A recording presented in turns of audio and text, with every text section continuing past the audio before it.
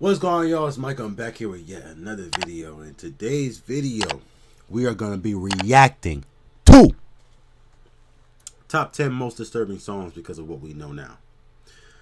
Oh, God. Disturbing songs? Oh, God. Oh, God. You know what? I don't want to waste any time. I don't. We're just going to get right into it. I mean, look at what we started off on. So, we ain't gonna waste any more time. Let's get it. Let go. I'm trying to make it out. Okay. I'm trying to change the world. Welcome to Watch Mojo. Right, and today we're counting down our picks for pieces of music that, in light of dark events that occurred after their release, now induce chills.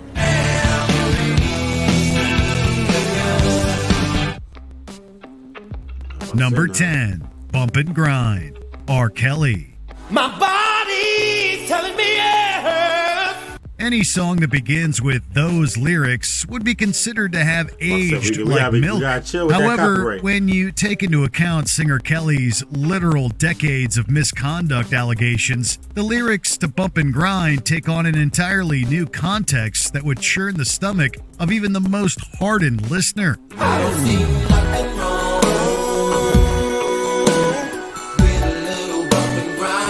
Originally acquitted in 2008 of misconduct charges involving minors, Kelly was sentenced to 31 years in prison following convictions in 2021 and 23. Kelly's self-admitted inability to control his inhibitions on Bump and Grind now leaves listeners hitting skip. Robert. 30 years of my career! Y'all trying to kill me! You're killing me, man! This is not about music! After the premiere of Surviving R. Kelly in 2019, Lady Gaga scrubbed a version of her 2013 hit, Do You Want, that featured Kelly from streaming services. Good call.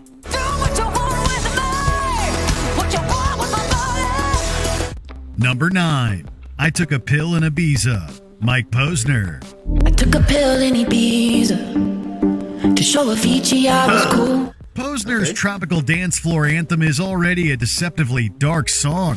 Its shockingly blunt lyrics find the Cooler Than Me singer lamenting on the hollow nature of fame and the stark realization that money and material possessions won't make you happy. That's what I Took a Pill in Ibiza is about. I say I'm just a singer who already blew his shot. I get along with old timers because my name's a reminder of a pop song people forgot. The song's chorus, however, is where things really start to become eerie. Crazy. It name drops the late producer Avicii, and according to Posner, refers to a real-life incident in which he follows the Swedish DJ to the titular island and succumbed to peer pressure. Tragically, Avicii, born Tim Bergling, took his own life in 2018, reportedly following years-long struggles with addiction.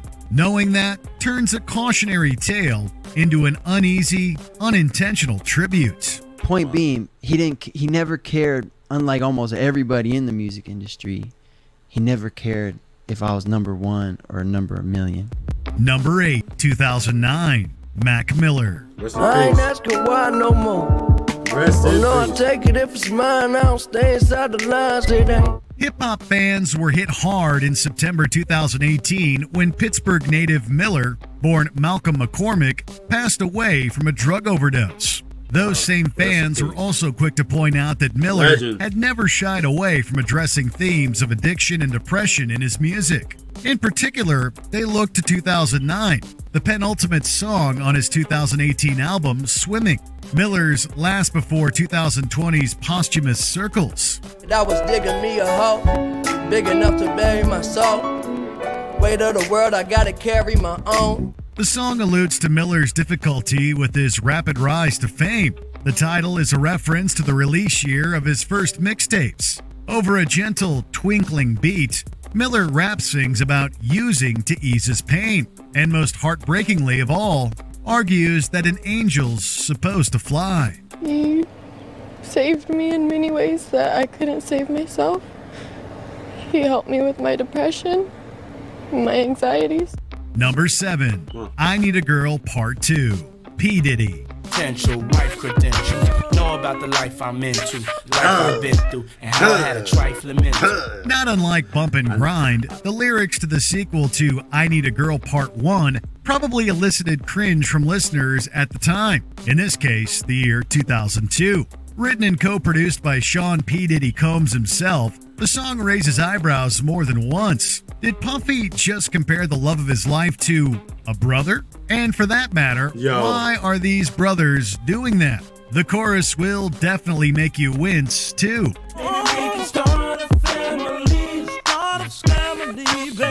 While I Need a Girl, the second, was already uncomfortable enough, that feeling doubled after Combs was hit with multiple misconduct and assault lawsuits at the end of 2023. Combs is the subject of a federal investigation following a wave of lawsuits that have been filed against him. Number 6, That'll Be the Day, Buddy Holly.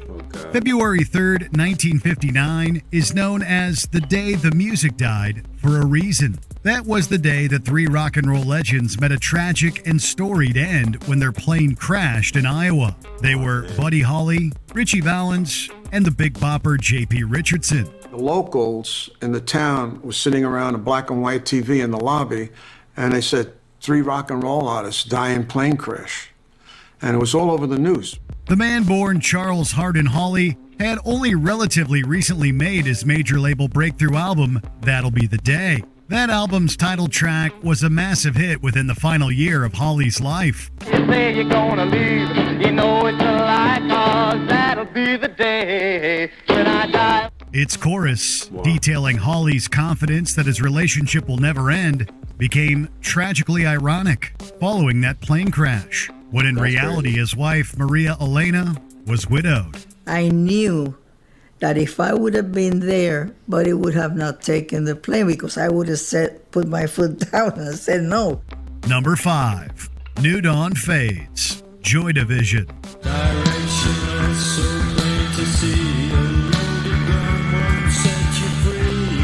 One of the literal progenitors of the gothic rock subgenre, it goes without saying that Joy Division songs are already pretty spooky to begin with. Singer Ian Curtis, plagued by mental health and substance use disorder issues, took his own life on the 18th of May in 1980, aged only 23.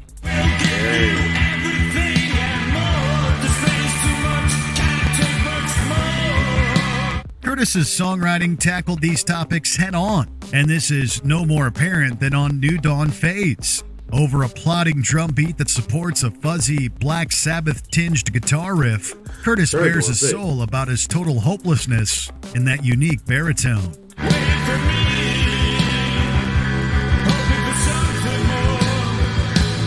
Number 4, Legends, Juice WRLD. I usually have an answer to the question, but this time I'm gonna be quiet. This time. Jared Higgins, better known to the general public as Juice WRLD, was plagued by similar issues to Mac Miller. Higgins, a major proponent of the 2010s emo rap scene, was perhaps even more unflinchingly honest about his substance use problem. A not so insignificant portion of his discography is devoted to this very topic.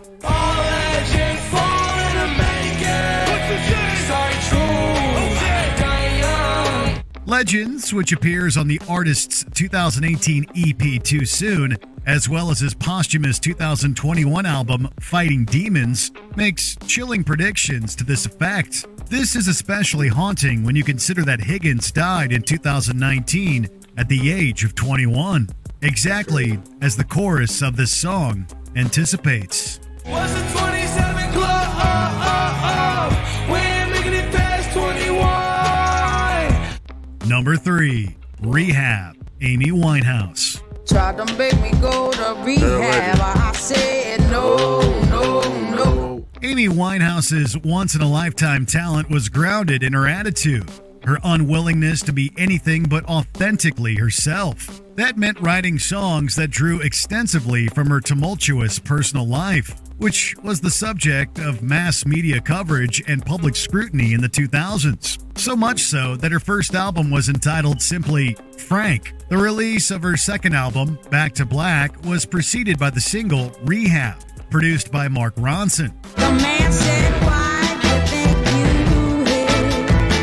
The upbeat Motown-inspired tune, in Winehouse's characteristically uncompromising manner, details the artist's refusal to give in to the demands of those around her. The British Songbird's 2011 passing, induced by alcohol poisoning, permanently lent Rehab an unsettling double meaning. Add Back to Black's title song for an extra dose of spookiness. We only said goodbye with words. I died 100 times. Number 2, Come As You Are, Nirvana.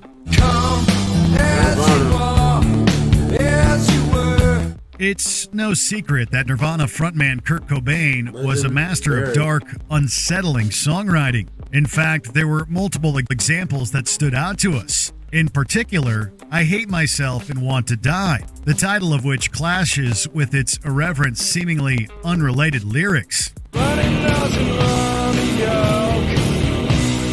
Even if you have a cold still. Come As You Are adopts a similar tone, but takes on even more layers following Cobain's untimely end in 1994. Specifically, the song's verses consist of contradictory commands, and its bridge is Cobain declaring that he doesn't have a gun. Anyone with even a cursory knowledge of Nirvana's backstory can tell you precisely why this gives them goosebumps.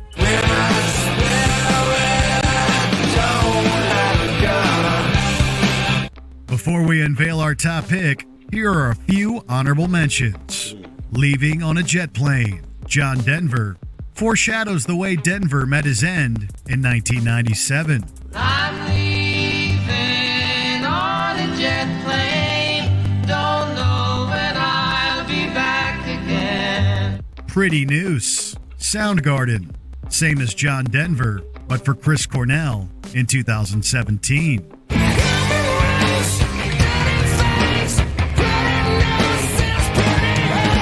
My Ding-a-Ling, Chuck Berry. A fairly creepy song even before considering Berry's numerous misconduct scandals. Oh, my ding-a-ling, I want you to play with my ding-a-ling. Sing! Time in a Bottle, Jim Croce. Croce's final number 1 before his untimely passing is about not having enough time. But there never seems to be enough time to do the things you want to do once you find them.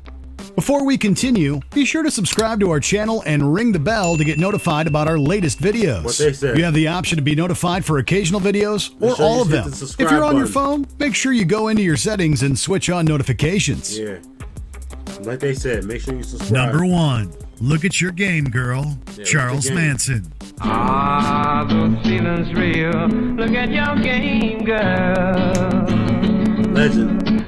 You probably already have a pretty good idea as to how this song ended up on our list. Music producer Phil Kaufman met Charles Manson while the two were imprisoned at the same facility. The two became friends, and Kaufman later recorded Manson's debut album, Lie, the Love and Terror Cult, through 1967 into 68. He used to call me occasionally, and the last time he called me, he was rambling on, and I said, Charlie, the difference between you and I is that you're doing life and I'm living it. Among those songs was Look at Your Game, Girl, Dang. an innocuous...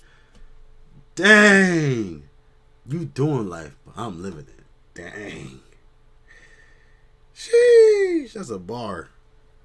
That's a bar. Simplistic folk song on the surface. Its lyrics have been re-examined in the wake of Manson's infamous 1969 crime spree. What a mad delusion, living in that confusion. In its review of the album, AllMusic described the song as embodying his fundamental approach to influencing young women by targeting their socially imposed hang-ups. Suddenly, Look at Your Game, Girl isn't so innocuous. Hope I haven't offended them.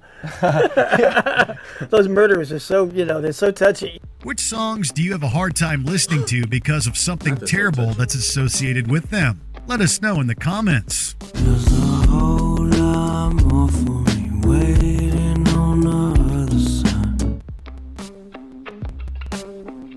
Wow. That's crazy. That is crazy. I'm gone.